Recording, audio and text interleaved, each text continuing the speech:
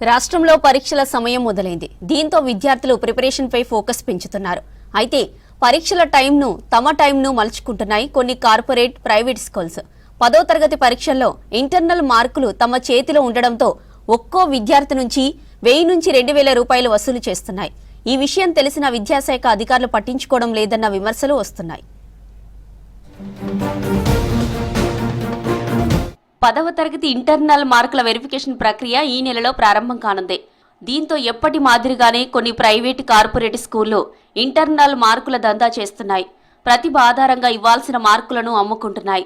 Board of secondary education నిబంధనల ప్రకారం 10వ తరగతి పరీక్షల్లో 80% ఎక్స్టర్నల్, 20% ఇంటర్నల్ మార్కులుంటాయి.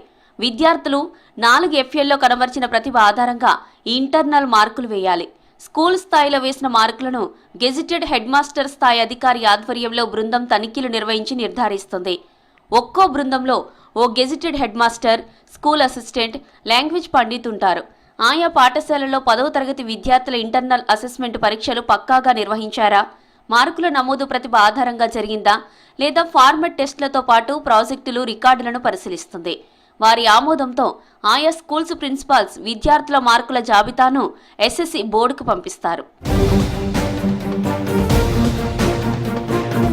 నిబంధనలకు విరుద్ధంగా 10వ తరగతి పరీక్షల ఇంటర్నల్ మార్కులను కొన్ని కార్పొరేట్ ప్రైవేట్ స్కూల్స్ వ్యాపారంగా మార్చాయని ఆరోపిస్తున్నారు పేరెంట్స్ అసోసియేషన్ సభ్యులు. ఒక్కో విద్యార్థి నుంచి 1000 నుంచి 2000 వసూలు చేస్తున్నారని చెప్పారు.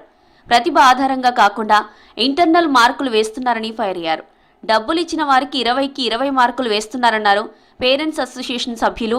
డబ్బులు చెల్లించని విద్యార్థులను వేధిస్తున్నారని మండిపడ్డారు. దాదాపు అన్ని ప్రైవేట్ స్కూల్స్ ఒక కొత్త దందాకు తెరలేపుతాయి.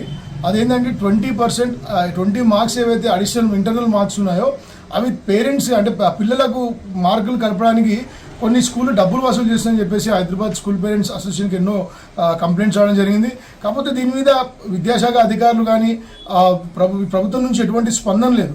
ఎందుకంటే 20 మార్కులు యాడ్ చేయడం అంటే ఇప్పుడు బేసిక్గా పిల్లలని మనం ఏ విధంగా అది చేస్తున్నాము, ముందుకు తీసుకెళ్తున్నాము అని 20 మార్క్స్ యాజ్ ఇట్ ఈస్గా యాడ్ చేస్తే పిల్లలకు అంటే కష్టపడి చదవాలని తత్వం పోతుంది. ఇంటర్నల్ మార్కుల దందాను విద్యాశాఖ అధికారులు పట్టించుకోవడం లేదన్నారు విద్యార్థి సంఘాల నాయకులు. డబ్బులు తీసుకొని మార్కులు వేయడంతో ప్రతిభ ఉన్న విద్యార్థులు నష్టపోతున్నారని చెప్పారు.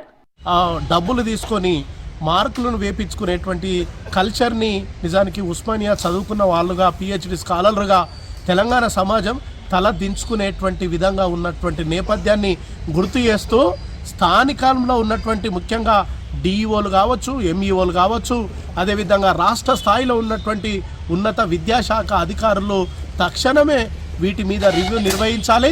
ఒక నాణ్యమైనటువంటి విద్యా వ్యవస్థను, ఒక ప్రపంచాన్ని మార్చాలంటే చదువు ఒక్కటే శక్తివంతమైనటువంటి ఆయుధం అన్నాడు నెల్సన్ మండేలా గారు.